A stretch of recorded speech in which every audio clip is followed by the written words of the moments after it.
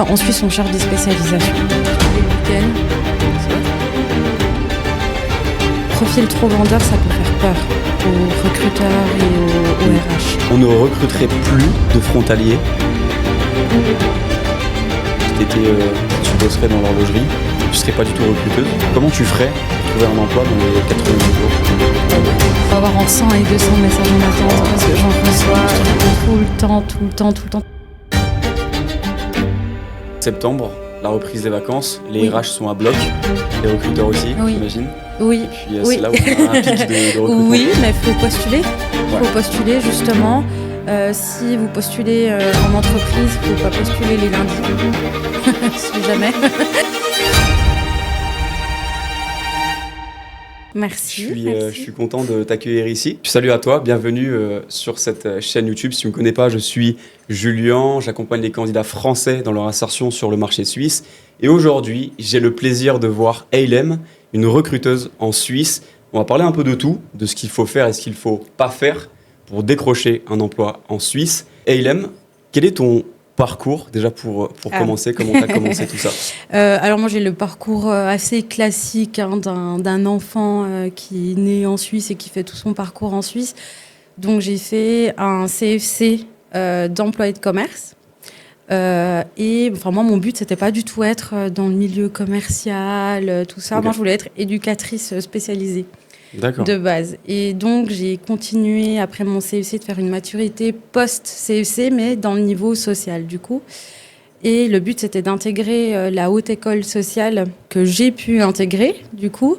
Mais ça m'a pas du tout plu. Ça m'a pas du tout plu au niveau scolaire. Et puis, je me suis dit, si c'est comme ça sur le terrain...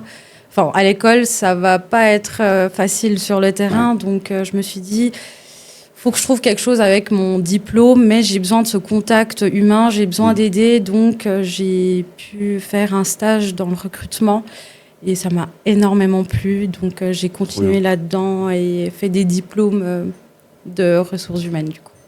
Trop bien, incroyable. Et c'est quoi qui t'a particulièrement plu justement dans ce métier? Dans le recrutement. Ouais, dans le recrutement. Déjà, j'aime bien m'isoler pour faire mon travail, être derrière mon ordi, mais pas à 100% de la journée.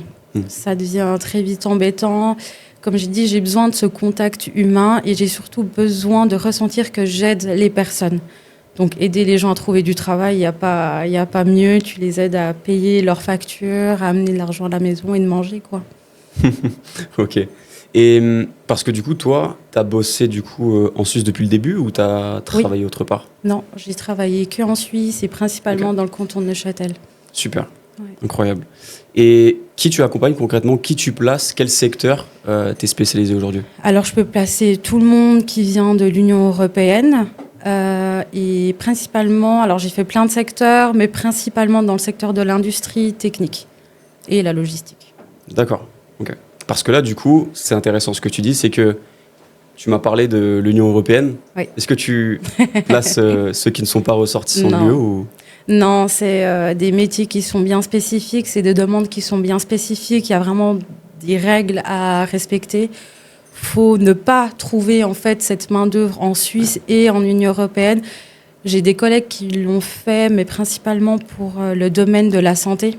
C'est un domaine que je touche pas du tout et j'ai jamais eu ce besoin, donc non, jamais. Ok. Ouais, c'est intéressant parce que j'ai tellement de personnes qui ne sont pas issues de l'Union européenne, mais qui ne le savent même pas en réalité, ça va être très compliqué en réalité, côté administratif du coup. Oui. C'est quoi le plus compliqué justement pour ces personnes-là? Le plus compliqué, c'est que justement, comme tu as dit, c'est tout ce côté administratif. On doit prouver en fait qu'on trouve pas. Et il faut y aller pour montrer qu'on ne trouve pas, surtout quand on est dans une boîte d'intérim. Ce n'est pas forcément à nous qui vont faire ces demandes, les entreprises, ils vont faire de leur côté. Donc il faut vraiment prouver en fait que... Ouais. Ah ouais, c'est des démarches qui sont très très longues et puis vraiment très strictes. Donc non, j'ai jamais eu à faire. C'est comme j'ai dit, c'est vraiment dans des secteurs en pénurie, typique la santé. Donc... Et là, il commence gentiment à faire en Suisse. Ok. Oui. Et là, en fait, j'ai une question qui me vient en tête. C'est pour toi, c'est quoi le principal défaut des candidats français qui voudraient décrocher un emploi? Le premier défaut qui vient en tête directement, Trop c'est vendeur. Trop vendeur, ouais. D'après mon expérience, hein, c'est quand j'ai des personnes qui viennent en agence, en direct, très appréciées dans ce monde qui est dans le digital à fond, mais qui disent, moi je sais tout faire, je suis très motivée, tout ça. Enfin, en Suisse, on cherche des spécialisations. Ça, faut assez le comprendre. Donc les profils trop vendeurs, ça peut faire peur aux recruteurs et aux RH. Donc ça, faut faire un peu... faut faire 50-50 en fait. Tu vois, faut se vendre, enfin, c'est normal. Mais faut pouvoir doser, si je peux dire ça comme ça. Faut pouvoir vendre plutôt son savoir-faire, en fait. Nous, on va faire hyper attention au savoir-être de la personne. C'est ce qui va limite primer plus que le savoir-faire. Et puis, faut vraiment pouvoir compenser les deux, quoi. C'est important. Ouais, je suis plutôt d'accord là-dessus parce que, alors, trouver un emploi en Suisse, évidemment, c'est savoir se vendre aussi parce que c'est un marché ultra concurrentiel, donc il faut savoir aussi montrer ses vraies compétences. Mais pour toi, c'est quoi trop se vendre, justement ? Trop se vendre, alors, c'est compliqué à l'expliquer par peur de blesser certains. Vraiment, on est là pour ça. Hein. Mais par exemple, les personnes viennent nous donner les CV et puis en fait, ils restent pendant 10 minutes à expliquer « moi je fais ça, je suis trop motivée », tout ça. Et une fois qu'on dit ok, on va regarder, ça va dépendre des demandes que l'on a ou pour l'instant on n'a pas de besoin, mais si on a un besoin, on va venir vers vous, on va vous appeler. Généralement, quand on dit ça, on essaye de le respecter. C'est pas toujours très simple, mais on essaye vraiment pour rester pro et rester crédible là, en tant que professionnel. Mais on va avoir des appels sans arrêt de ces personnes et puis ils vont pas se dire faut que j'attende. Et quand ça va arriver, ça arrivera. Quand on n'a pas... Non, on veut bien placer tout le monde. Hein. Ce serait le top génial. Du top. Quoi. Ce serait génial. Mais malheureusement, c'est comme tu as dit, c'est un marché qui est très compétitif. Donc, faut se renseigner. Complètement. Et je suis totalement d'accord là-dessus. C'est très compétitif. Et il y en a beaucoup, justement, qui... Pour moi, le marché suisse, trouver un emploi en Suisse, c'est un marathon, c'est pas un sprint. Et justement, la plupart des candidats aujourd'hui, des candidats français, parce qu'on parle de ça là, ils ont tendance à trop vouloir aller vite, brûler les étapes. Et comme tu dis, du coup, relancer constamment, forcer. Oui, exactement. Et selon toi, du coup, relancer constamment, ça, c'est quelque chose qui fonctionne ou pas ? Pas constamment, non. Il faut garder, une fois qu'on prend les CV, parce que ce qu'il faut savoir, c'est que les formats papier sont plus autorisés à cause de la protection des données, donc tout est digital.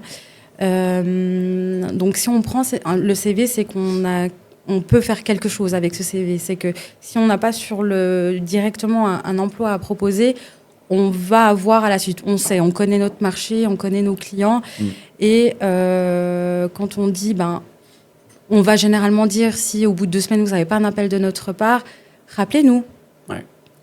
Mais pas tous les jours, pas chaque semaine. Parce qu'on t'appelle tous les jours. Et on peut m'appeler tous les jours, oui. oui. Stop. mais oui, on peut avoir des appels tous les jours. Mais appeler, c'est bien, c'est montrer que vous êtes motivé, ça fait plaisir. Mais garder une fréquence peut-être de 2 semaines, 3 semaines, tout va dépendre du profil. Mais ouais.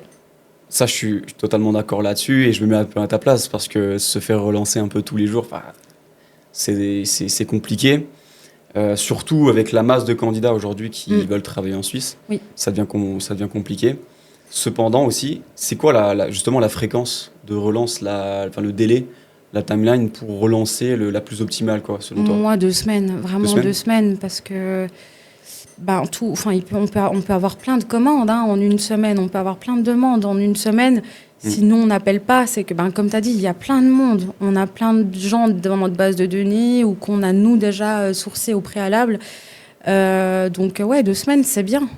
2 semaines, c'est bien, je trouve. C'est ce que je conseille de toute façon. Oui. Est-ce que ça dépend, le canal, potentiellement, peut-être par mail ou LinkedIn ou autre chose ? Ou est-ce que vraiment c'est 2 semaines que tu préconises pour la majorité ? Alors, LinkedIn, je ne conseille pas de relancer sur LinkedIn. On reçoit vraiment beaucoup de messages et puis on va pas tous les jours sur LinkedIn. C'est vraiment par mail, c'est si on a donné notre carte de visite ou il faut simplement aller sur le site, sur Google, noter le nom de l'agence de placement, puis il y a un mail qui va sortir automatiquement et puis envoyer un mail là. C'est très bien, ouais. Ça, c'est super intéressant, justement. Tu me parles de mail automatique, etc. Justement, c'est quoi, pour toi, les critères du système ATS? Alors, je sais, on saute du coq à l'âne, mais j'aime bien aussi parce que tu dis pas mal de choses intéressantes. Pour toi, c'est quoi les critères pour passer à 100% ces systèmes ATS, par exemple sur un site d'offre d'emploi ou via un ATS, tout simplement? Alors, c'est quoi un ATS? Faut me dire ce que c'est. L'applicant tracking system, le logiciel de tri. Oui. Pour toi, comment passer en fait ce logiciel de tri? Déjà, il faut postuler dans les 48 heures quand vous voyez une offre d'emploi. Là, on va directement aller voir. C'est généralement des demandes assez urgentes qu'on peut avoir. Nous, il faut qu'on réponde rapidement à nos clients. Si on ne veut pas les perdre et si on veut être compétitif par rapport aux concurrents, on doit répondre le plus rapidement possible. Donc, dans les 48 heures, il faut vraiment postuler. Après, c'est déjà trop tard. Une fois qu'on postule, au bout de 1 ou 2 jours, si on n'a pas eu de réponse, que ce soit négative ou positive, il faut appeler. Okay. Et là, nous, on va de toute façon vous répondre parce qu'on a la liste devant nous des gens qui ont postulé à cette offre-là. Et puis vous allez avoir une réponse déjà de vive voix, quoi. Donc voilà, ne postulez pas sur LinkedIn quand on met une offre, quand on dit, on cherche, je sais pas, un automaticien. N'écrivez pas sous la publication « Je suis intéressé », ça marche pas. Ça marche pas du tout. Ça sert à rien de venir écrire non plus « Je suis intéressé pour ce poste ». Postulez. Postuler, parce qu'on est censé donner une réponse, que ce soit positive ou négative. Certains, dans mon ancien job, donc dans l'entreprise précédente, j'avais 48 heures à répondre à tout le monde. Ah ouais? Que ce soit positive ou négative. Ouais. Ça, je trouve ça très professionnel parce que pour ma propre expérience, j'ai galéré pour décrocher un emploi malgré que j'ai des compétences, des diplômes qui soient vraiment dans ce secteur. Et j'ai eu beaucoup de refus, mais surtout pas de réponse. Ouais, c'est horrible. Zéro réponse, comme la majorité aujourd'hui des candidats. C'est normal, mais c'est rare justement ce que tu me dis. C'est que toi, on t'oblige à répondre quoi qu'il arrive. Oui, mais même moi, je m'oblige à répondre. Dans l'entreprise actuelle, j'ai pas cette obligation. Mais je me mets à leur place. Je suis passée par là, en fait. Donc, que ça soit des personnes qui sont hors européens, par exemple, ou qui sont complètement légitimes à pouvoir faire ce job, je réponds. Je réponds parce que c'est rester pro, c'est avoir une certaine crédibilité. Les gens doivent avancer, quoi. Ah oui, tout simplement. Donc, c'est super important. Totalement. Mais justement, c'est intéressant. Comment tu as fait pour décrocher ton emploi? Alors, on est venu me chercher. Ouais. J'ai mon ancien job où j'ai fait 3 ans. J'ai commencé par ce fameux stage, en fait. Et puis, je suis très, très active sur LinkedIn. Et là, on est venu me chercher. Ça me plaisait bien. Et puis, j'ai décidé d'avoir un nouveau challenge. Parce que je ne fais pas le même job entre les deux. D'accord. J'ai fait du recrutement, mais en fait, il y a 2 postes. Quand on est en agence intérim, il y a le profil du consultant. Ouais. Et moi, j'ai eu la chance de passer en tant que consultante parce que dans ce job, nous, on était 360. Donc, quand je dis 360, c'est que je devais démarcher mes clients, je devais faire la prospection, je devais recruter pour ces clients et je m'occupais de toute la partie administrative des personnes que je recrutais. Donc, en fait, c'est hyper formateur. J'ai juste compris que j'étais pas du tout une bonne vendeuse, mais que je recrutais bien et que je faisais bien mes entretiens. Donc, j'ai eu cette chance de pouvoir faire uniquement recruteuse maintenant et je fais ça à 100% maintenant. Incroyable, super inspirant en tout cas. Ouais. Et donc, ça a été via le réseau. Via le réseau. Tu t'es fait démarcher directement sur LinkedIn. Oui. Et selon toi, c'est quoi qu'est-ce qui a fait que tu t'es fait démarcher? En fait, c'est un profil optimisé, c'est une stratégie, c'est quoi? Alors, les profils LinkedIn, il faut bien les faire pour tout le monde. On n'est pas obligé d'être recruteuse ou recruteur pour avoir un bon profil LinkedIn. Tout le monde, parce que si on n'a pas des dossiers qui nous correspondent, nous, on va venir sourcer. Ça fait partie de notre cahier des charges, venir sourcer. Et j'ai mis les bons mots-clés, j'ai été très présente. Et puis, apparemment, ça a plu. Donc, le boulot a payé. Donc, trop bien. C'est vrai que les recruteurs ont D'ailleurs, comment s'appelle cette plateforme? Est-ce que c'est une plateforme à part entière pour sourcer les candidats sur LinkedIn ou c'est comment exactement? En fait, tout le monde peut le faire. Il faut juste avoir le LinkedIn recruteur. Ah C'est oui, d'accord. l'abonnement qu'on paye. C'est là où on a le petit carré orange à côté de notre nom. Et c'est grâce à ça, on va juste aller sur le LinkedIn recruteur, on va mettre les mots-clés, tout ça pour trouver des profils. Et on va envoyer des messages, mais ces messages ne viennent pas directement dans votre boîte LinkedIn. Ça va dans vos mails. Donc, D'accord, ça, c'est super intéressant. Et c'est quoi pour toi les critères justement d'un bon profil 100% optimisé qui te permettrait justement d'arriver au-dessus de cette pile? faut mettre où vous habitez. Enfin, faut vraiment remplir tout le formulaire au moment de l'inscription sur LinkedIn. Et puis, il faut mettre vraiment si vous êtes dans le secteur de la technique en entreprise, faut mettre les machines que vous maîtrisez. Si vous pouvez faire des services de piquet, par exemple, si vous êtes technicien maintenance en bâtiment, faut vraiment tout mettre dans les descriptions de postes qu'on fait en dessous des expériences. Ça, c'est hyper important. Et là, on va vous trouver parce que on va avoir plein de critères à respecter de la part de nos clients. Si tu ne maîtrises pas un certain type de machine, je ne vais pas écrire parce que mon client ne le veut pas. Donc, c'est hyper important de mettre tous ces critères, tout ce que vous faites, tous ces petits points. C'est hyper. On va vous trouver plus facilement, en fait. Ouais, complètement. Je suis 100% d'accord avec ça parce que c'est la première chose que je fais lorsque j'accompagne un candidat, que ce soit français ou résident suisse, c'est l'optimisation du profil LinkedIn. Ah oui. Que ce soit une photo professionnelle qui inspire de la confiance, une bannière derrière, une photo de couverture, un titre optimisé avec la plus-value, etc., le temps d'expérience par exemple. Oui. Et une section profil aussi, une section info bien complète, avec un appel à l'action, compétences, expérience et le dossier. Toi, est-ce que tu conseilles par exemple de mettre le dossier de recrutement visible en avant dans la sélection sur le profil? Alors, pour moi, en tant que recruteuse, oui. Ça me fait gagner du temps. Je peux aller voir le CV pour voir si ça me correspond ou pas. Mais moi, en tant que ALM, je le ferai pas. Ah oui? Je le ferai pas. Pourquoi? Parce que je veux pas que tout le monde voit mon profil. Je vais mettre je vais mettre toutes mes coordonnées et je voudrais pas qu'ils soient forcément vus. Donc, on peut enlever ça sur LinkedIn, par exemple. On enlève nos coordonnées, mais on laisse uniquement nos expériences. Okay. Ça peut être pas mal, ouais, effectivement. Mais mettre peut-être uniquement le CV, pas le reste. C'est très privé, en fait. Faut pas oublier que c'est un réseau social. Donc, faut faire attention avec la protection des données aujourd'hui. Complètement. Ouais. Complètement. Et du coup, selon toi, c'est uniquement l'optimisation du profil LinkedIn qui a fait que tu t'es fait démarcher ou tu es allé faire d'autres choses sur LinkedIn? J'ai été présente. J'ai été très très présente, je postais presque tous les jours, que même si j'avais pas d'annonce à mettre, je présentais mon équipe, j'essayais de faire un peu de la pub, si je peux dire ça, pour mon agence, pour mes autres collègues aussi, parce qu'on recrutait pas dans le même secteur, donc voilà, lui il recrute là-dedans, donc tu peux lui écrire, tout ça, donc c'est faut poster, c'est l'algorithme, c'est comme les autres réseaux sociaux, donc exactement. Vraiment. Donc voilà. Ça fait vraiment partie de la stratégie en tout cas qu'on utilise, c'est vraiment être visible partout. Oui. Parce que c'est une façon qui va nous permettre de se démarquer par rapport, je préfère largement, nous en tout cas on a de meilleurs résultats en étant visible sur cette plateforme que postuler et faire aller à la file d'attente avec 400 autres candidats sur un job board par exemple. Exactement. Et ouais, donc c'est intéressant ce que tu dis, du coup poster sur... ce que tu fais au quotidien, tes compétences, qu'est-ce que tu as apporté à l'entreprise aussi. Oui, rester très pro, sur pas mettre la vie privée ou quoi que ce soit, non.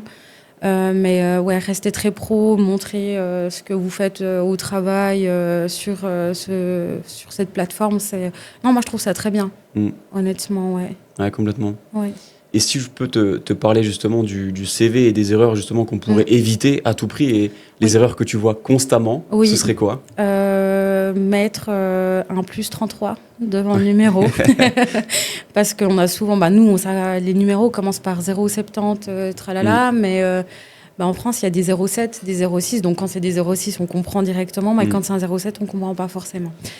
Donc nous, on va appeler, on va juste dire, la personne ne nous a pas répondu. Parce que des Français ont des numéros suisses quand même, et ça, c'est très, très bien. Mais vraiment mettre ce +33, adapter l'adresse. Et puis, quand on parle d'expérience, Ça, je comprends pas. Je sais pas pourquoi ils font ça, mais quand on met les expériences, faut mettre l'expérience la plus récente tout en haut. Et oui. Parce qu'en fait, nous, on va regarder un CV en quelques secondes, on va comprendre directement. Donc, si on doit commencer à regarder, en plus de ça, si c'est un CV de plusieurs pages, ça va être assez compliqué. Vraiment, ça, c'est des erreurs qu'on voit très, très, très, très souvent. Ok. Donc, pas respecter le format, du coup, antéchronologique, du coup ?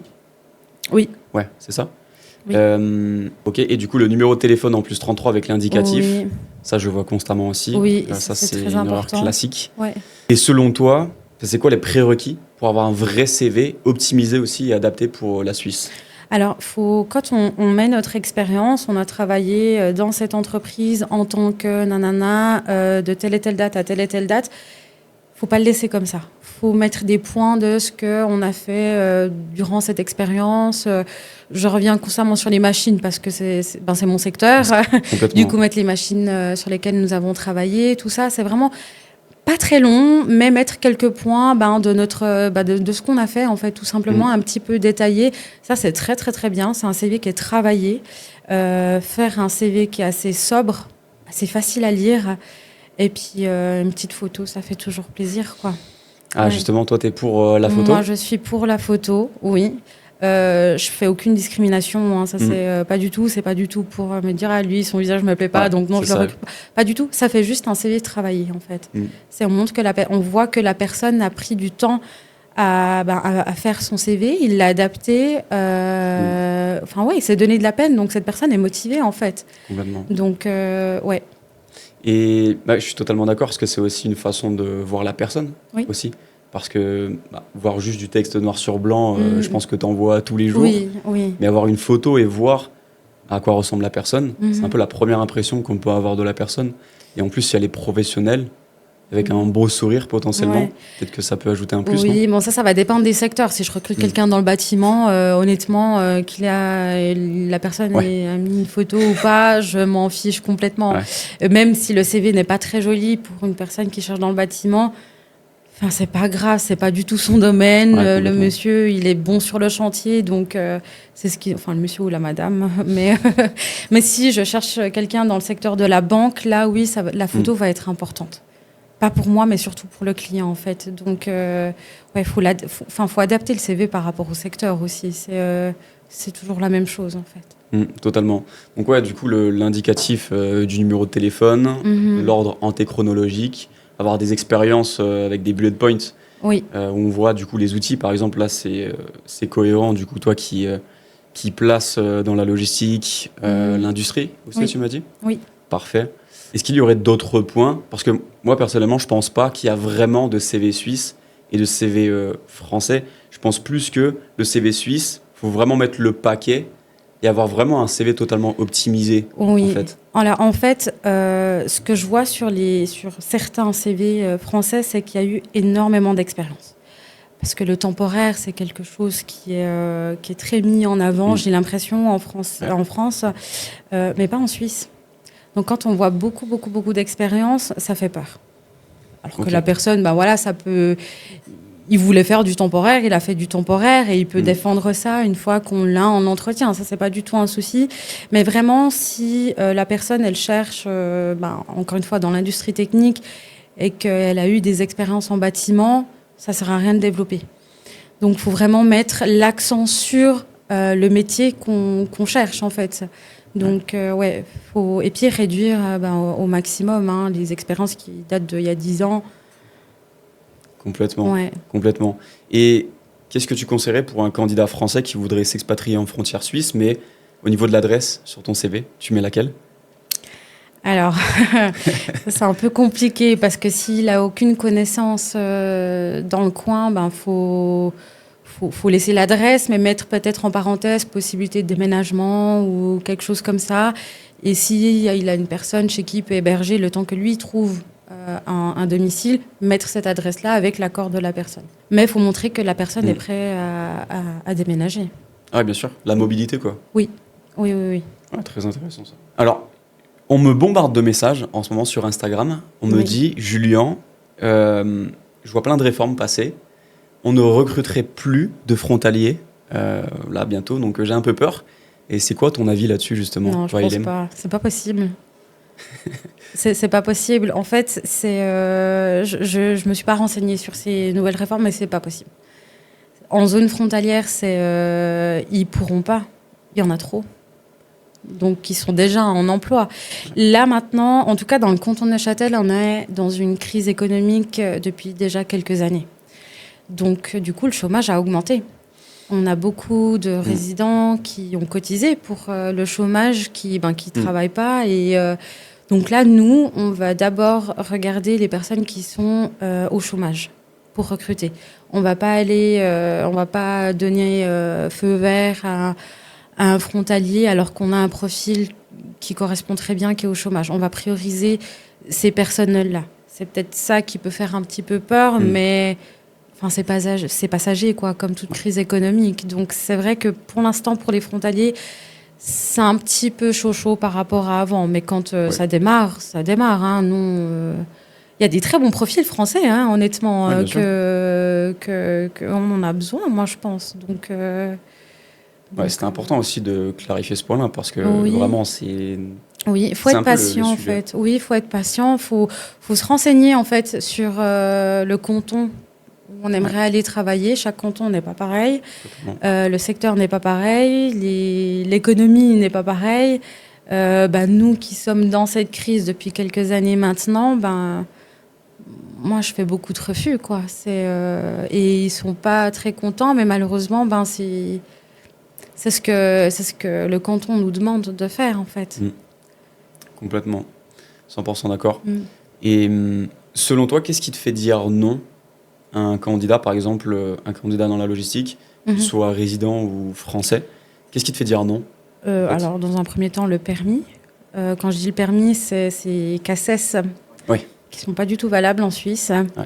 Et puis, on en a beaucoup qui ne se renseignent pas ou qui sont renseignés, mais qui viennent quand même postuler. En fait, je ne peux rien en faire. On est obligé de passer par la SUVA pour sa propre sécurité, en fait, dans un premier temps. Ça serait ça. Puis moi, ce qui me fait beaucoup refuser les Français, c'est la distance. En France, la France est un grand pays, donc faire des trajets pour aller à son job, c'est pas un souci, ni pour l'entreprise, ni pour les personnes. Mais la Suisse, c'est tout petit. Moi, tu vas pas me demander d'aller travailler à Zurich, à moins que tu me donnes 10 000 francs par mois de plus. Ouais. Mais sinon, c'est maximum 1 heure qu'on va accepter. Donc, parce que ça reste compliqué après déjà 1 heure. C'est déjà à la limite.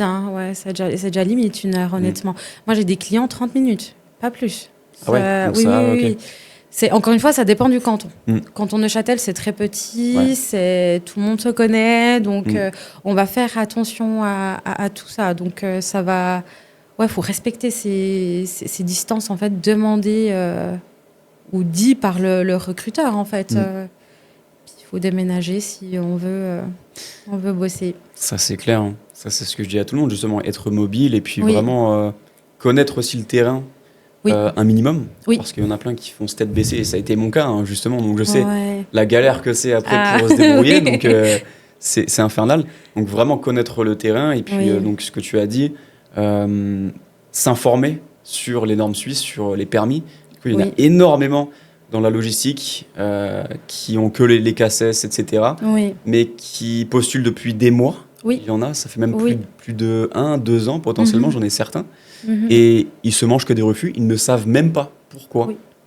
Ils me disent, Julien, je remplis à 100% les critères de l'offre, je postule dès les premières minutes lorsqu'elle est présente, j'ai mes alertes, etc. Mais je me fais refuser depuis des mois et des mois. On n'a pas le droit, en fait. Et c'est tout simple. Hein.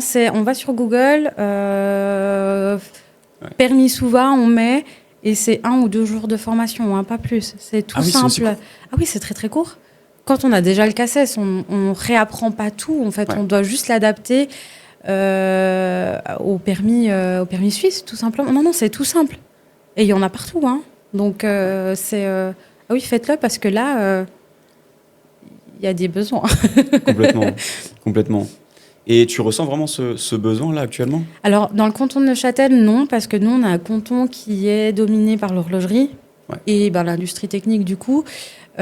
Pour la logistique, on n'a pas de grands entrepôts à Neuchâtel. Ça, c'est vraiment Fribourg, le canton de Vaud. Là, il y a beaucoup. La Suisse alémanique, je ne parle pas du tout parce que je ne connais pas du tout ce coin-là, mais il y en a aussi. Mais à Neuchâtel, non, on n'a pas de besoin. Enfin, très peu.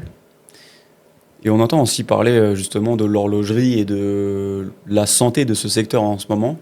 Qu'est-ce que tu en penses? Est-ce que tu as vraiment vu une baisse au niveau de l'activité, des postes? Ah oui, beaucoup.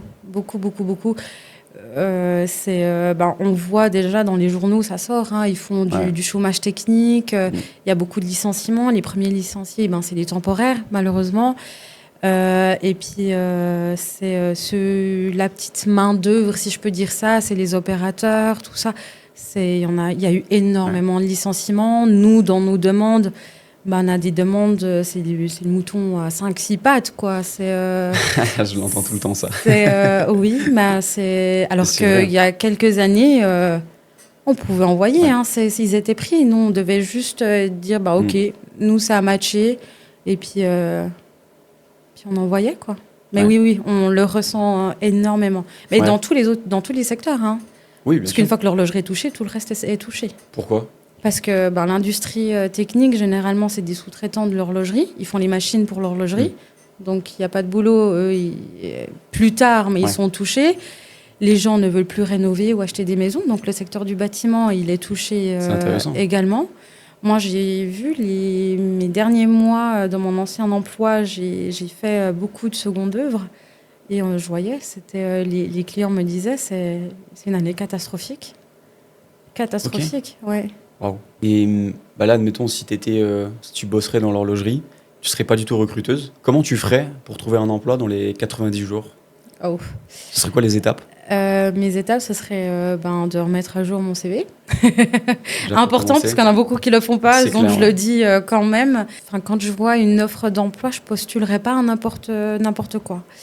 C'est pas parce que je suis recruteuse que je peux aller faire talent acquisition dans une autre entreprise. Il faut correspondre à 85-90% de l'offre, en fait, parce que sinon c'est un non de toute façon, quoi. C'est ce que je ferai, et puis je serai active sur LinkedIn. Est-ce que tu irais envoyer des messages, non. par exemple aux chargés de recrutement, des recruteurs? Non? Ça dépend.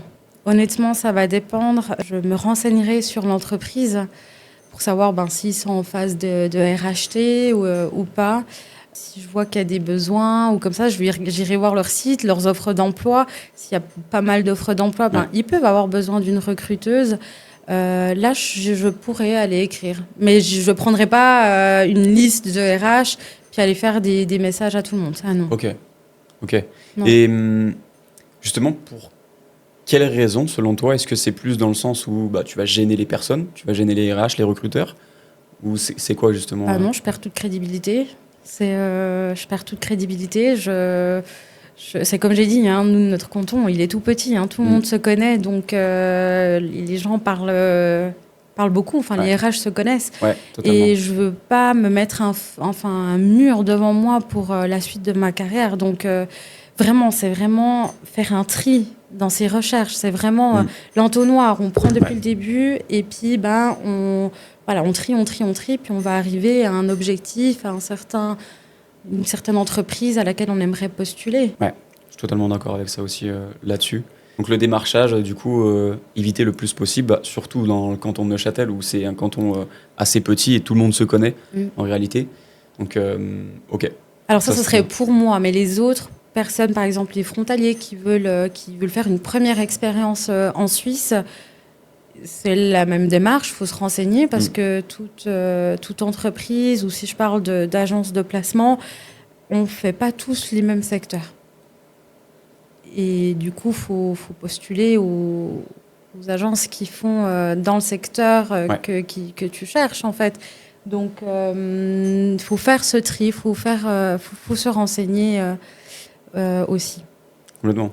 Oui. Complètement. Et du coup, toi, est-ce que tu accompagnes aussi du coup, les candidats sur la partie entretien, savoir se présenter, etc. Bien sûr. Comment tu procèdes? Et c'est quoi les étapes d'un entretien 100% réalisé. En Tu fait. parles de préparation d'entretien, un futur entretien Exactement, en fait. Ouais, c'est exactement. ça. On connaît le job.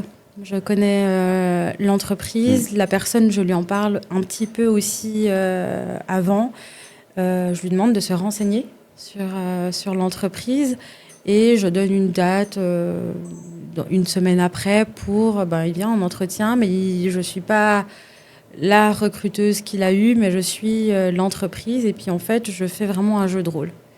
Et tout le long, même s'il y a des erreurs, même si c'est très bien, je dis rien du tout. Je fais tout l'entretien et c'est vraiment à la fin, je demande à la personne comment elle s'est sentie. Parce que pour moi, le plus important, c'est que la personne soit quand même sereine et qu'il puisse aller vraiment tranquillement. Donc, on stresse dans tous les cas, mais vraiment avec le moins de stress possible. Et puis à la fin, moi, je donne les points. Si je connais très bien mon client, je vais dire ça vaut mieux éviter ou peut-être mettre ça en avant. Je vais vraiment donner tous les points en fait pour que la personne puisse réussir son entretien. Du moins lui mettre toutes ses chances de côté, de son côté pour pouvoir avoir un deuxième ou troisième entretien. Complètement. Et est-ce que t'aimes lorsque un candidat commence l'entretien avec un pitch personnel de 10 minutes, par exemple, où elle va vraiment réciter tout son CV. Alors moi, j'ai commencé là, ma mère s'appelle comme ça, etc. Est-ce que ça t'est déjà arrivé, ça, Oui. d'avoir ces candidats? oui. Ouais, ça va dans tous les arts, mais je peux comprendre parce que les gens, ils stressent. Donc, bien sûr. Donc c'est normal, mais non, faut 10 minutes pour se présenter, c'est énorme. C'est une ou 2 minutes, quoi. C'est se présenter, moi, Ilem, j'habite nanana, c'est 1 minute. Et le reste, en fait, on prend par l'ordre chronologique du CV et puis on explique un peu ce qu'on a fait, pourquoi on a quitté cette entreprise, comment on est arrivé dans l'autre. Mais non, c'est trop. Faut pas aller dans tous les sens. Parce que de temps en temps, en préparation d'entretien, justement, je fais un peu comme toi, où on fait des visios, on fait des jeux de rôle. C'est très important de voir le niveau de stress aussi du candidat en temps réel et comment il s'est senti aussi. C'est très important ce que tu dis. Et le pitch perso, c'est ce qu'on travaille en premier parce que ça va être un peu la base de tout l'entretien. Si tu as un pitch perso, ça va un peu à gauche à droite. Le pitch perso, il dure 5 minutes. Le RH ou l'interlocuteur va déconnecter au bout de la 2e minute. Il n'y aura aucun impact en fait en réalité. Mais après, tout le reste de l'entretien, ça va être plus ou moins bancal au final. Et selon toi, comment savoir gérer ce stress? Justement, bien évidemment, ça va partir de la préparation, de connaître aussi l'entreprise. Mais comment gérer le stress? En fait, il faut se dire que cette entreprise a besoin de nous. Donc en fait, ils doivent se vendre aussi, une entreprise. On n'est pas obligé d'aller dans une entreprise... chaque partie doit pouvoir se vendre. Donc, en fait, si c'est pas cette entreprise, ça va être une autre. Donc, en fait, ils sont pas indispensables. Ils ont besoin de moi. Faut avoir cette confiance, en fait. Je me vends, mais en fait, si ça matche pas, déjà, c'est pas grave. Il y a d'autres entreprises et puis la vie est bien faite et puis on va trouver notre perle. Mais, c'est vraiment se dire... Ils ont besoin de moi, en fait. Calme, puis serein, surtout. Faut se faire confiance. Faut avoir confiance en son expérience, à soi-même, et puis il faut se préparer. Ça, c'est vraiment obligatoire. Il faut se renseigner sur l'entreprise parce qu'ils peuvent piéger. Puis vraiment, si on sent qu'on a un très gros stress, c'est vraiment, même s'il n'y a pas de coaching ou quoi que ce soit, il faut se préparer avec quelqu'un d'autre ou soi-même devant un miroir. Et puis les RH ou les recruteurs, ils sont au courant que c'est stressant. Ça c'est clair, il y en a même qui sont même plus stressés que certains candidats des fois, donc on reste humain après. Oui, bien sûr. Et je rebondis sur ce que tu as dit parce que j'ai un peu la même mentalité du sens, quand tu passes un entretien, il faut que tu sois conscient aussi de ta valeur sur le marché et tu as beaucoup de choses aussi à apporter en fait à une entreprise, donc tu es plus là dans l'apport de valeur plutôt que de demander et de quémander un poste et ça change absolument tout dans ton état d'esprit. Ce sera beaucoup plus naturel pour toi d'offrir quelque chose à quelqu'un dans la rue, par exemple, que de demander quelque chose. Et c'est exactement comme ça. Et puis, bien évidemment, comme tu dis, se préparer pour connaître l'interlocuteur, l'entreprise, l'histoire un minimum, ce qu'ils font actuellement. Et pour toi, est-ce que c'est important de se préparer à préalables à des questions, savoir répondre avec une structure précise? On peut, mais il faut pas tout trop structurer non plus. Il faut que ça soit assez naturel. On comprend quand c'est trop structuré, quand c'est des réponses de l'IA. On comprend directement. Donc, faut se préparer. Il faut être conscient des questions qu'on peut poser. Faut être aussi conscient des questions où on n'est pas obligé de répondre aussi. Mais ouais, faut laisser son naturel parce que c'est ce qu'on aime. Franchement, c'est ce qu'on aime. On aime les personnes qui sont. Enfin, on va regarder aussi justement, comme j'ai dit au tout début, le savoir-être, être la personne, tu vois. Donc faut pas trop structurer. La Suisse c'est très carré, mais on aime la détente aussi un petit peu quand même. On le voit en fait quand c'est pas naturel, quand il y a des structures où il y a des mots qui sont vraiment avec l'IA et que le candidat a appris par cœur. On le voit tout de suite en fait, et c'est pas du tout naturel. Non. Donc le candidat se force aussi à répéter quelque chose, mais c'est pas du tout aligné avec lui. Donc la préparation entretien, savoir répondre aux questions sans forcément apprendre quelque chose par cœur, mais être naturel, spontané. Et puis rester humain, parce que c'est un échange aussi, c'est un échange d'humain à humain. Honnête, Et être honnête, 100%, parce que ça se voit en fait quand on n'est pas honnête. Ah oui. Ça se voit directement. Et trop de candidats justement tombent dans l'erreur de tomber dans un interrogatoire, question-réponse, comme un interrogatoire de police. Mais c'est important aussi d'avoir cette discussion. Oui, on a le droit, ils ont le droit de poser des questions aussi. Et c'est même très bien qu'ils posent des questions. C'est qu'ils ont fait des recherches, qu'ils n'ont pas eu de réponse sur le site officiel de l'entreprise ou de la part du recruteur ou je ne sais rien. Mais il faut poser des questions. C'est très bien. On voit qu'ils sont intéressés et puis c'est un plaisir de répondre tout le temps parce qu'ils ont des critères aussi et c'est très bien d'avoir des critères. On saute pas dans tout et du n'importe quoi pour repartir au bout d'un mois ou 2 mois. C'est ça. C'est ce qui fait le plus peur de toute façon aux entreprises en Suisse. Le turnover en fait, concrètement aujourd'hui. J'ai souvent cette question, mais est-ce que j'ai le droit de travailler en Suisse mais j'ai pas de compte de CDI, donc j'aurai pas mon permis G, donc le permis frontalier. Alors il faut savoir que les personnes de l'Union européenne, encore une fois, ont le droit de travailler pendant 90 jours. Je dis pas 3 mois parce que c'est vraiment 90 jours. Les week-ends sont pris dans le calcul aussi. On appelle ça une autorisation IMES et vous pouvez travailler sans avoir de permis. C'est l'employeur qui fait cette demande, mais ils ont le droit. Ils ont le droit et c'est même après ça qu'un permis G est délivré s'il y a un contrat de longue durée. Donc ça, c'est hyper important à souligner, je pense, parce que c'est très méconnu encore. Et puis voilà. C'est un peu le sésame, en fait, de ceux qui cherchent un emploi. Je veux le permis G, je veux le permis G. Oui. Cependant, est-ce que tu penses que c'est le plus important, au final ou... Alors, c'est quelque chose qui découle, de toute façon, de l'embauche. La majorité des candidats pensent que ça va être beaucoup plus facile de décrocher un emploi avec le permis G, déjà. Non, pas du tout. Parce qu'un permis G, c'est par employeur, déjà. Ouais. Donc, le permis G de ton ancien employeur ne va pas du tout être valable pour moi, aujourd'hui. Donc, non. En fait, tu as juste un profil qui correspond. Tu fais partie de l'Union européenne. Tu as le droit de travailler. Ton permis G précédent, ça va juste m'aider au niveau administratif. Je vais juste faire quelque chose en moins. Mais non, c'est pas un énorme plus, honnêtement. Ok. J'étais plutôt de cet avis-là, de toute façon, aussi, parce que j'ai tout le temps ces messages-là. Oui. On va parler, je pense, de la période de l'année où on recrute le plus, potentiellement, que ce soit dans l'horlogerie ou dans tes secteurs dans lesquels tu recrutes. Alors, je peux plutôt dire quand on recrute le moins, parce qu'on recrute tout le temps. Il n'y a pas forcément des périodes où on va recruter plus, à part dans le bâtiment, bien entendu, c'est des saisons, donc on va plus recruter fin février, mars, et puis tout va dépendre de nous, on est un canton où il y a de la neige. Dans le haut du canton, surtout, il y a de la neige, donc ça va vraiment dépendre de la météo. Mais si on devait parler de l'horlogerie ou de l'industrie technique en général, ou voire même la logistique, il y a des périodes où on va moins recruter. C'est les périodes où il y aura en été. Parce que les entreprises ferment généralement. La plupart ont des vacances qui sont établies, puis l'entreprise ferme. Et puis au mois de décembre, les périodes de Noël. En fait, c'est vraiment les périodes de fêtes ou de vacances d'été.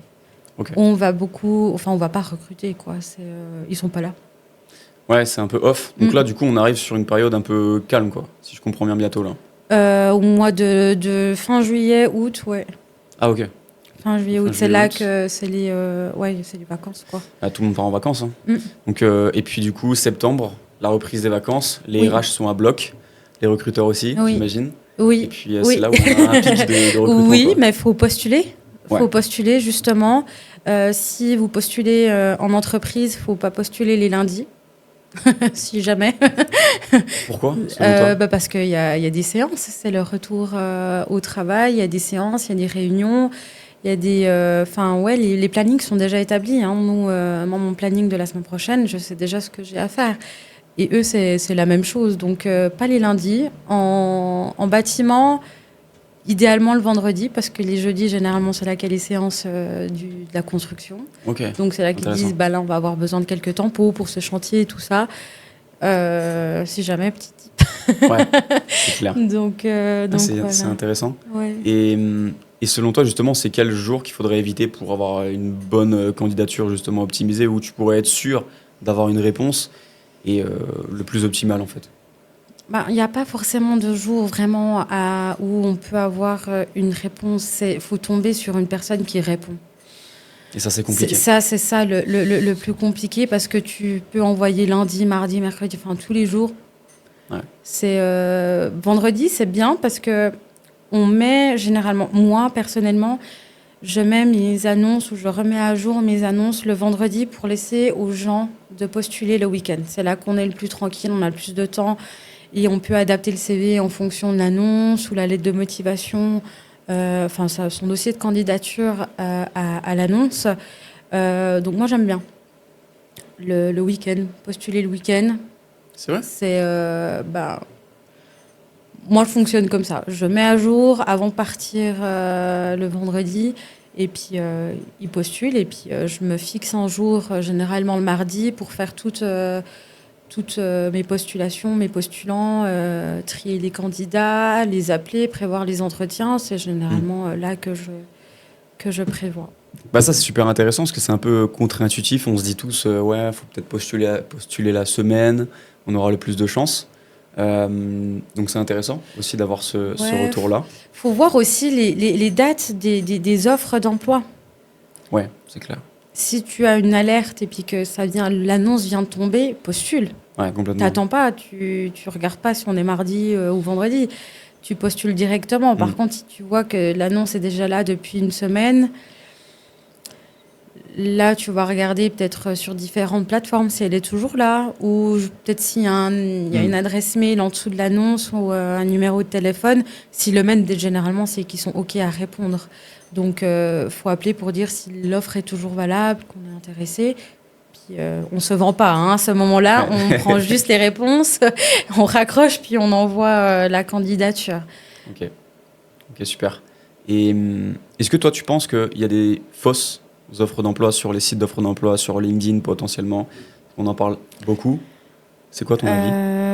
Je pense qu'il peut y en avoir. Moi, j'ai reçu plein de messages sur LinkedIn qui disaient que ils voulaient me recruter, que c'était 100% hybride, que c'était super bien. Puis une fois, j'ai voulu tester. Normalement, je réponds pas du tout à ce genre de messages. J'ai voulu tester et j'ai répondu. Puis en fait, c'est des gens qui se font pirater.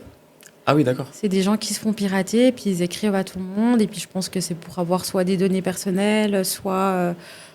je sais pas, je comprends pas trop ce fonctionnement, mais je pense pas qu'il y a des annonces, en tout cas, fausses, parce que c'est payant de mettre une annonce sur JobUp, Indeed, tout ça, et même LinkedIn, hein, si tu veux mettre une annonce officielle, c'est payant. Bien sûr. Donc, ça coûte de l'argent pour l'entreprise. Ah oui. Et en fait, on entend tout le temps ça, que ce soit sur les réseaux sociaux, peu importe, des chercheurs d'emploi français ou même résidents de toute façon. Il y aurait des offres d'emploi qui seraient fake. L'entreprise juste reposte une offre d'emploi, mais au final, c'est juste pour avoir des données de certains candidats. Je le vois constamment passer, ça justement, tout le temps, constamment. Et moi, mon avis là-dessus, c'est que je pense pas qu'il y ait vraiment qu'il y ait forcément de fausses offres d'emploi, parce que comme tu dis, c'est payant. Ça représente quand même un gros budget pour l'entreprise. Ça demande du temps, des efforts pour trier les CV. je ne pense pas qu'ils aient besoin de données ou quoi que ce soit, ou de CV, encore moins, parce que les CV, je ne pense pas qu'il en manque sur le marché. Donc je ne pense pas, en réalité, qu'il y ait de fausses offres d'emploi. Honnêtement, je ne pense pas. Puis il y a cette loi sur la protection des données où on est censé supprimer ces dossiers et les renvoyer et pas les garder. Si on veut absolument les garder, on doit demander une autorisation à la personne. Donc normalement, au niveau de la loi, on ne peut pas récolter des données comme ça parce qu'on a un petit coup de folie et puis qu'on veut plein de CV. C'est pas possible, non. Complètement. Et toi, tu m'as parlé justement du CV en présentiel et le fait que on n'a pas forcément le droit de garder un CV. Non. Qu'est-ce que tu dirais à un candidat qui veut à tout prix déposer son CV en présentiel, qui se déplacerait, qui paierait un loyer sur ses économies pour déposer un CV? Oui, moi je lui fais signer le formulaire pour la protection des données. Comme ça, je le scanne, il l'a dans son dossier, puis moi je suis couverte, et puis lui, il a donné son dossier. Ok. Toujours une autorisation, toujours. Ouais. C'est important? Ah oui. Ah bah c'est la loi, on n'a pas le choix. De toute façon, oui. Oui. Bah, je sais que certaines boîtes, enfin pas boîtes, mais plutôt des agences intérim, comme j'ai dit, un nom, on doit envoyer. On doit envoyer le plus rapidement possible, le plus possible. Donc certains peuvent envoyer sans même faire un entretien. Ils reçoivent juste le CV, ils l'envoient, la personne n'est même pas au courant que son dossier a été envoyé. Moi, j'aime pas ça. Pour moi, encore une fois, on travaille avec un humain, on travaille pas avec un numéro. C'est pas un bout de papier que tu envoies, c'est tout.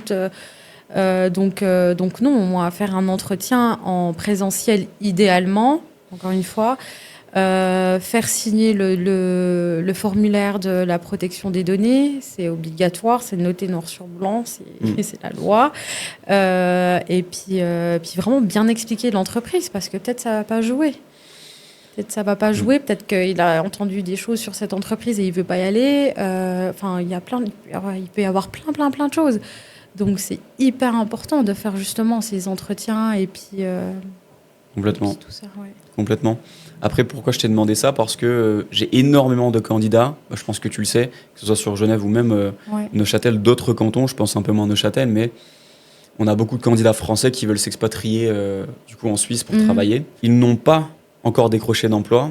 Ils viennent se déplacer avant de décrocher un emploi pour déposer des CV en présentiel, en espérant avoir plus de chances d'avoir un entretien. Sauf que je pense que tu as travaillé en agence de placement, enfin du coup en agence d'intérim.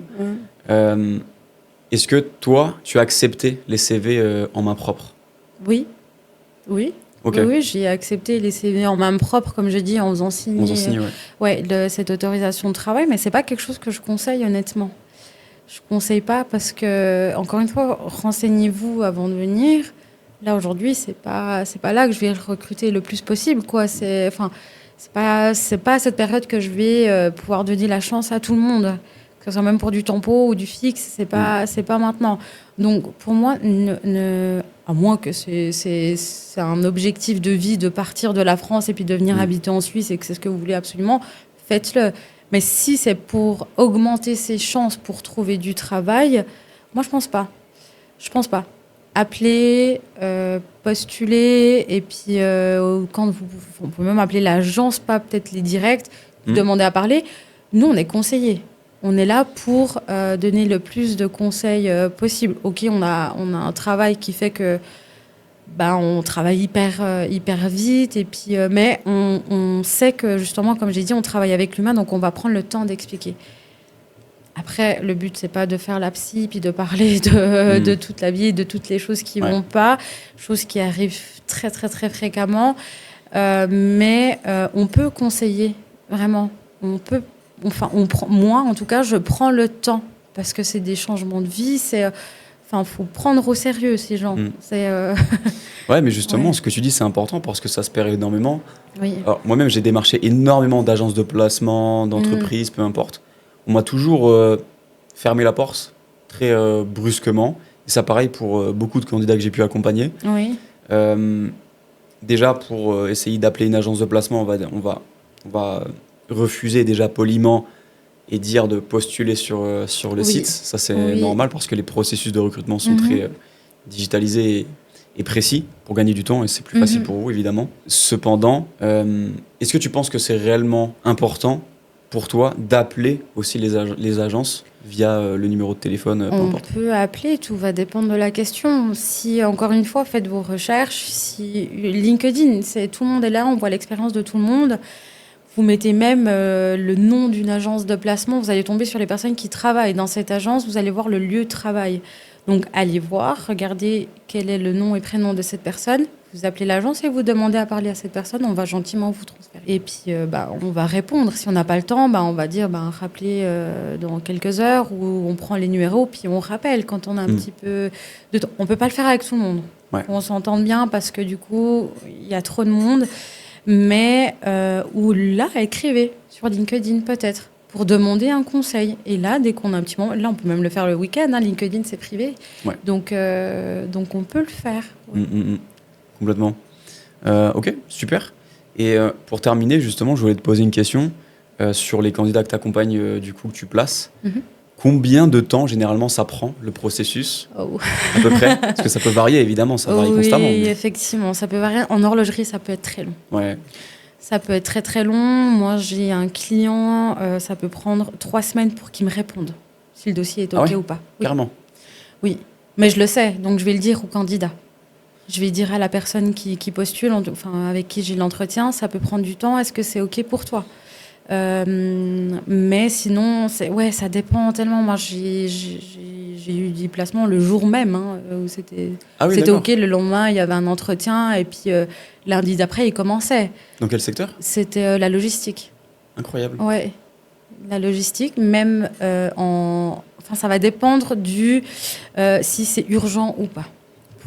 Pour le client. Si c'est urgent, de toute façon, on va prendre notre base de données et puis on va appeler tout le monde. Et puis le premier qui répond et qui est OK, ça va partir. Mais si c'est pour du fixe, là, ça peut prendre du temps. Le temporaire, c'est plus rapide que le fixe. Oui. Ouais. Parce que là, il y a un entretien, 2 entretiens, voire même 3 entretiens. Tout va dépendre du profil. Ça peut prendre du temps. Mais il faut se donner 3 semaines pour tout boucler en règle générale. OK. Vraiment. Ouais, OK. je pense. Et donc ça, c'est depuis... Toi, est-ce que tu t'occupes du dossier de recrutement du candidat? Tu t'occupes du coup de... Comment tu procèdes justement pour vraiment accompagner, pour placer un candidat qui ferait appel à toi? C'est tout simple. Je reçois la postulation, je vois que ça me plaît, j'appelle la personne, je fais un premier entretien téléphonique, si on peut appeler ça un entretien, vraiment un premier contact téléphonique. Je vois que ça me plaît. Parce que comme j'ai dit, le savoir-être prime, puis on comprend directement par téléphone si la personne est humble, calme, souriant, on comprend tout par téléphone. Je lui demande un entretien soit présentiel, soit par téléphone, tout dépend de l'emploi du temps de la personne aussi, qu'on est obligé de respecter. Je fais l'entretien et puis je lui parle de l'entreprise qui recherche, très très très important. Et je lui dis que je vais faire un texte, je vais créer moi un dossier en fait, en mettant en avant tout ce qu'on a pu décortiquer sur le CV, mettre quelques points en avant parce que je connais mon client. Je vais vraiment faire un dossier de candidat et je vais récupérer tous les documents nécessaires, donc tout ce qui est diplôme, certificat de travail, qui est très important. Ce sujet est très très très important. Français ou suisse? Français, il n'y en a presque pas. Parce que j'ai l'impression que ça n'existe pas. En France, les certificats, donc on est au courant. Les régions frontalières, on est au courant que ça n'existe pas, donc c'est pas un problème. Mais c'est très, très, très, très recommandé. C'est très, très recommandé. Donc vraiment, je constitue le dossier complet, puis je l'envoie à mon client. J'avertis la personne que son dossier a été envoyé et j'attends qu'on me donne une réponse. Au bout de 48 heures, j'appelle le client si je n'ai pas de réponse. Je vous ai envoyé ce dossier. Vous l'avez reçu ou pas, déjà? Je demande une confirmation. Et du coup, oui. Qu'est-ce que vous en pensez? Parce que moi, j'ai une personne à qui je dois répondre, en fait. Donc là, je reçois une réponse. Si c'est positif, j'appelle la personne. Généralement, on me donne un entretien. On me donne une date et une heure, ou voire plusieurs. Et puis, j'appelle la personne et puis je lui dis, voilà, super, bonne nouvelle. Il y a un entretien qui est prévu. Trop bien. C'est génial. Je suis trop contente quand ça arrive. Et puis, du coup, je lui dis, voilà, telle et telle date, à telle et telle heure, est-ce que c'est OK pour toi? Et puis, on envoie, enfin, je confirme au client. Et puis, là-bas, on va faire un entretien. On va faire un entretien si je sens que la personne est très stressée. Sinon, je demande, il y a besoin ou il n'y a pas besoin? Comment on se sent? S'il y a besoin, un jour avant l'entretien officiel, on fait cet entretien fictif. Et puis, il va à l'entretien. La personne m'appelle. Je demande qu'on m'appelle après l'entretien pour savoir à peu près comment ça s'est passé, le ressenti. Et puis après, l'entreprise me répond oui ou non. Puis quand c'est oui, si c'est du fixe, au revoir, bonne continuation, je suis très contente. Et puis si c'est du temporaire, c'est la même chose, je suis là pour répondre aux questions. Je suis là pour suivre le dossier. S'il y a quoi que ce soit, c'est moi l'employeur, en fait, c'est pas l'entreprise. Et même les personnes qui partent en fixe, je suis toujours là, en fait, pour au cas où. Le réseau, c'est très important. Ouais, l'image, c'est très important. Une personne est contente, il va demander, s'il y a une personne dans son entourage, va dire, faut aller vers Ailem de cette agence. Tu verras, c'est très bien. Et ça marche. Ouais, le réseau, c'est vraiment la chose la plus importante. Honnêtement, c'est limite tout. Le 90%, je pense, c'est vraiment le réseau, comme pour tout, hein, comme tout business. Hein, donc, 100% d'accord avec toi. Ok, magnifique. Je pense qu'on va terminer. Est-ce que tu veux que je partage quand même des liens à toi, que ce soit, je sais pas, ton adresse mail ou peu importe ta page Instagram si tu l'as? Alors plutôt le LinkedIn. Le LinkedIn du coup. Ouais. Parfait. Et rappelle-moi tous les secteurs. Alors moi, je fais l'industrie technique, en microtechnique, l'horlogerie, le logistique maintenant un peu moins, mais on est une agence et puis j'ai des connaissances qui font dans ces secteurs, tout secteur. Okay. Tout secteur, voilà, on va être plus simple, Parfait. sauf banque et santé. Et la santé? Ok. Banque c'est vraiment et santé. Pharma, il y a aussi. On a des entreprises de pharma dans le canton. Puis voilà. Si on vient de contacter, par exemple, pour la restauration, potentiellement, non. Tu dis non? Non, pardon, j'ai oublié ce secteur. Je ne fais pas. Je fais pas. Il y a des agences qui sont spécialisées là-dedans. Donc, faut envoyer à eux. La santé, la même chose. C'est Neuchâtel, on n'est pas trop restauration. C'est plus rare, quoi. Ouais, c'est vraiment parce qu'en fait, on a des secteurs dominants. Donc, évidemment. Du coup, on va aller. Ça, c'est sûr. On va aller là-dedans, mais faites vos recherches. Vraiment, faites vos recherches. Ça, c'est clair. Mais même si moi, je peux rien en faire, je vais envoyer soit à mes collègues dans la même, de mon agence. Puis sinon, on fait pas du tout. J'ai des connaissances dans le secteur, donc je vais envoyer à la personne qui fait de la restauration et tout ça. Mais ça, je peux pas promettre parce que, comme je t'ai dit au tout début, à l'extérieur, j'ai beaucoup de messages en attente. Je suis désolée, mais... T'en as combien d'ailleurs? Je dois avoir entre 100 et 200 messages en attente parce que j'en reçois tout le temps. Tous les jours, du coup, 200 messages? Alors, pas tous les jours 200 messages. Je reçois tous les jours entre 10 et 20 messages, je pense. Et puis point très important, c'est pas notre outil de travail, LinkedIn. Ça, les gens, moi j'ai beaucoup ramassé par des gens. J'ai eu des commentaires sur mes publications, j'ai reçu des messages en disant que j'étais pas pro parce que je répondais même pas, mais c'est pas mon outil de travail. C'est un plus en fait, et je passe pas mes journées sur LinkedIn. Ouais, complètement. Ouais. Complètement. Après, on préfère à 100% plus le côté relation humaine, hein, ça c'est clair. Oui, et du coup, est-ce que tu veux que je fasse de la pub quand même pour ton profil, potentiellement, si tu veux? Tu peux faire pour mon LinkedIn, ouais, ça avec plaisir. Alors, je suis bientôt carrément à la limite de connexion acceptée. Ouais, je suis à 30 000. Je crois un truc comme ça. Je crois. J'ai pas regardé. Écoute, on peut regarder ça tout de suite. Je suis curieuse aussi. Je crois que je suis entre 20 et 30 000, un truc comme ça. Je suis à 27 348. Voilà. C'est énorme. Ouais. C'est vraiment énorme. Ouais. Et en combien de temps, là, du coup? 3 ans. 3 ans, ouais. Mais écoutez, si vous voulez ajouter Ailem sur LinkedIn, que vous avez besoin justement d'autres conseils, de l'expérience aussi terrain, c'est très important. N'hésitez pas, il y a le lien du coup qui est en bio, cliquez dessus et puis vous allez atterrir sur le profil LinkedIn de Ailem. Envoyez-lui du coup un petit message, une demande de connexion potentiellement du coup, ou même un message. Elle se fera un plaisir du coup de vous répondre. Et puis c'était un réel plaisir d'échanger avec toi, Ailem. Merci, c'était chouette. Merci pour l'invitation. Ouais, avec grand plaisir. Merci à toi d'être venu en tout cas. C'était super super enrichissant en tout cas en termes de connaissances et puis aussi partager son expérience. Oui, c'est des points qui sont importants hein, pour comprendre les codes suisses, le marché suisse. C'est très bien de clarifier et puis pour aider les gens surtout, c'était complètement le but. Parce que c'est vrai que la France et la Suisse, même si c'est très proche, ce sont deux pays qui n'ont strictement rien à voir, que ce soit dans les codes, que ce soit dans absolument tout. Et ça, la majorité des candidats français, même de toute l'Europe en fait, ont tendance à faire exactement comme dans leur pays et sans s'adapter. Et c'est une catastrophe.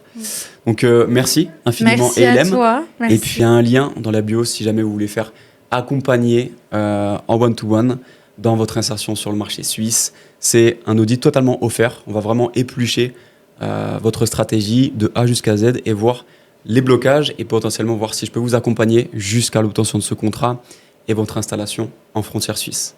Ciao, ciao.